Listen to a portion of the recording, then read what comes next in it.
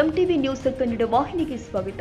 ಯಾದಗಿರಿ ಜಿಲ್ಲೆಯಾದ್ಯಂತ ಗ್ರಾಮದಲ್ಲಿ ಮೂಲಭೂತ ಸೌಕರ್ಯ ಒದಗಿಸುವಂತೆ ಹಲವು ಬಾರಿ ವಿನೂತನ ಪ್ರತಿಭಟನೆಗಳು ಹಾಗೂ ಮನವಿಗಳನ್ನು ಸಲ್ಲಿಸಿದರೂ ಕೂಡ ಸಂಬಂಧಿಸಿದ ಅಧಿಕಾರಿಗಳು ಎಚ್ಚೆತ್ತುಕೊಳ್ಳದ ಹಿನ್ನೆಲೆ ಅವರ ವಿರುದ್ಧ ಕಠಿಣ ಕಾನೂನು ಕ್ರಮ ಕೈಗೊಳ್ಳಬೇಕು ಅಂತ ಅಖಿಲ ಭಾರತೀಯ ಕೋಲಿ ಸಮಾಜದ ರಾಜ್ಯ ಸಂಘಟನಾ ಕಾರ್ಯದರ್ಶಿ ಉಮೇಶ್ ಕೆ ಮುದ್ನಾಳ್ ಅವರು ಜಿಲ್ಲಾ ಪಂಚಾಯತ್ ಮುಖ್ಯ ಕಾರ್ಯನಿರ್ವಾಹಕ ಅಧಿಕಾರಿಗಳಿಗೆ ದೂರು ಸಲ್ಲಿಸಲಾಗಿದೆ.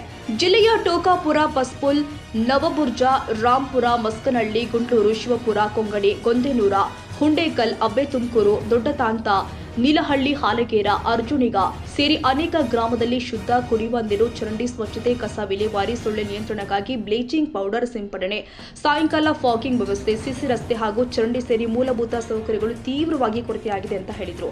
ಈ ಕುರಿತು 5 ದಿನದ ಒಳಗೆ ಸಂಬಂಧಿಸಿದ ಅಧಿಕಾರಿಗಳು ಸ್ಪಷ್ಟ ಕ್ರಮಕ್ಕೆ ಮುಂದಾಗದಿದ್ದಲ್ಲಿ ಜನವರಿ 26 ಗಣರಾಜ್ಯೋತ್ಸವದಂದು ಜಿಲ್ಲಾಡಳಿತದ ವಿರುದ್ಧ ಕಪ್ಪು ಪಟ್ಟಿ ಪ್ರದರ್ಶನ ನಡೆಸಲಾಗಿದೆ ಅಂತ ಎಚ್ಚರಿಕೆ ಕೊಡಲಾಗಿದೆ. ಸ್ವಾತಂತ್ರ್ಯ ದೊರೆತು 78 ವರ್ಷಗಳು ಕಳೆದು ಕೂಡ ಗ್ರಾಮೀಣ ಪ್ರದೇಶದಲ್ಲಿ ಮೂಲಭೂತ ಸೌಕರ್ಯ ಒದಗಿಸುವಲ್ಲಿ ಅಧಿಕಾರಿಗಳ ದಿವ್ಯ ನಿರ್ಲಕ್ಷ್ಯ ಮುಂದುವರೆದಿರುವುದು ನಾಚಿಕೆಗೇಡಿನ ಸಂಗತಿ ಅಂತ ಸಾಮಾಜಿಕ ಹೋರಾಟಗಾರ ಉಮೇಶ್ ಕೆ ಮುದ್ನಾಳ್ ಆಕ್ರೋಶ ವ್ಯಕ್ತಪಡಿಸಿದ್ದಾರೆ.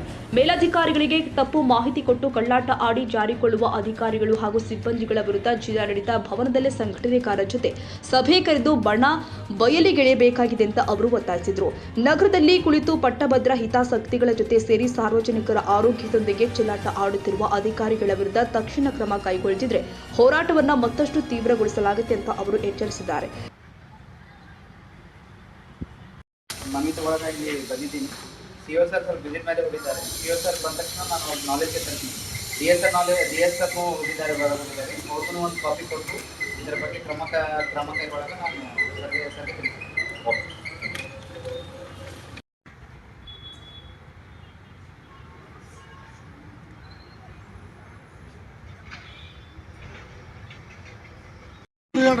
ನಿಂಬಲ್ಲಿ ಆಗಿಲ್ಲ, ಬಂದಿಲ್ಲ, ಸ್ಕೂಲ್ದಲ್ಲಿ ಆಗಿಲ್ಲ, ನಿಂಬಲ್ಲಿ ಕೆಲಸ ಆಗ್ಯದ, ಅಲ್ಲಿ ಕೆಲಸ ಎಲ್ಲ ಬಾಯಿಗೆ ವಿಚಾರ ತೆಗೆದಿಲ್ಲ. ನಿಂಬಲ್ಲಿ ವರ್ಷ ಆಯ್ತು ಹೋರಾಟ ಮಾಡಿ ಏನಾಗಿಲ್ಲ, ನಿಂಬಲ್ಲಿ ಏನು ಸ್ವಚ್ಛತೆ ಆಗಿಲ್ಲ, ಏನಾಗಿಲ್ಲ. ನಿಂಬಲ್ಲಪ್ಪ ಆಗಿಲ್ಲ. ಗುಂಡ್ಲೂರು ಯಾರು ಗುಂಡ್ಲೂರು ಆಗಿಲ್ಲ. ಈ ಕಡೆ ನಿಂತು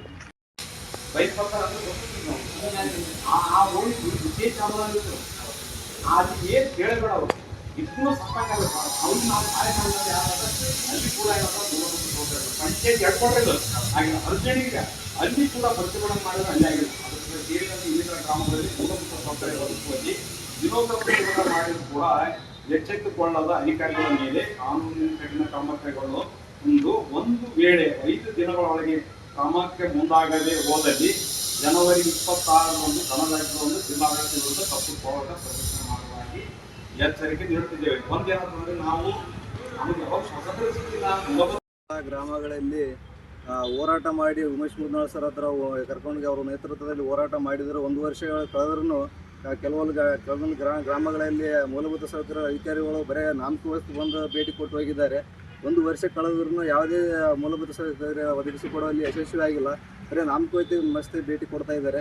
ಆದ ಕಾರಣ ಈ ಹೋರಾಟ ನಾವು ಮುಂದುವರಿಸಬೇಕಾಗ್ತದೆ ಅಂತೇಳಿ ಅಧಿಕಾರಿಗಳು ಈಗ ಆದಷ್ಟು ಬೇಗ ಎಚ್ಚೆತ್ತುಕೊಂಡು ಮತ್ತೆ ಗ್ರಾಮಗಳಿಗೆ ಭೇಟಿ ನೀಡಿ ಈ ಮೂಲಭೂತ ಸೌಕರ್ಯವನ್ನು ಒದಗಿಸಿಕೊಡ್ಬೇಕಲ್ಲಿ ಯಶಸ್ವಿ ಆಗಬೇಕು. ಇಲ್ಲದಿದ್ದರೆ ಹೋರಾಟ ನಿರಂತರವಾಗಿರುತ್ತದೆ ಉಮೇಶ್ ಮುದ್ನಾಳ್ ನೇತೃತ್ವದಲ್ಲಿ ಅಂತ ಹೇಳಕ್ಕೆ ನಾವು ಇದೇ ಸಂದರ್ಭದಲ್ಲಿ ಹೇಳಕ್ಕೆ ಇಷ್ಟಪಡ್ತೀನಿ.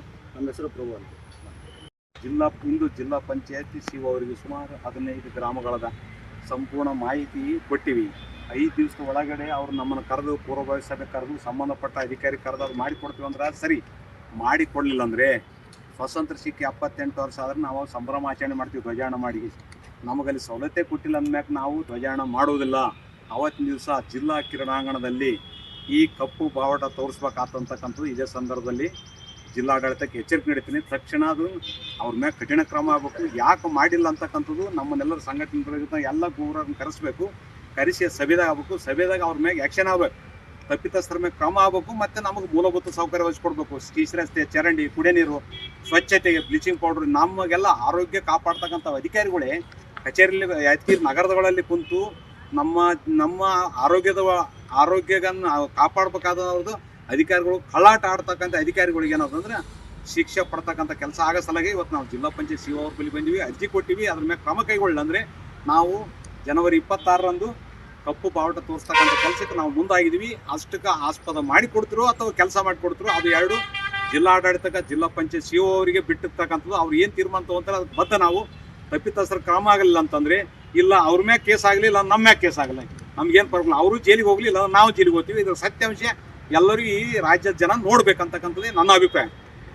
ಇದೇ ಸಂದರ್ಭದಲ್ಲಿ ಗೋವಿಂದರಾಜ್ ಪವನ, ಮಹಿಬೂಬ್, ಸಾಹುಕಾರ್, ಅಬ್ದುಲ್ ಸಾಬ್, ಖಾಜಾ ಹುಸೇನ್, ಪ್ರಜ್ವಲ್, ಶಿವರಾಜ್, ತಾಯಪ್ಪ, ಮೊಹಮ್ಮದ್ ರಫೀಕ್, ನಿಂಗಪ್ಪ, ವಸಲಿಂಗಪ್ಪ, ಮಲ್ಲೇಶ, ಅಮತಪ್ಪ, ಪ್ರಭು, ನಾಗರಾಜ್, ಹನುಮಂತ, ಶ್ರೀನಿವಾಸ್, ಶಿವಕುಮಾರ್, ದೊಡ್ಡಯ್ಯ, ರಮೇಶ್, ಹನುಮಂತರಾಯ, ಶರಣು, ಪಿಡ್ಡಪ್ಪ, ನಾಯಕ್ ತಿಪ್ಪಣ್ಣ ಸೇರಿ ಅನೇಕರು ಉಪಸ್ಥಿತರಿದ್ದರು.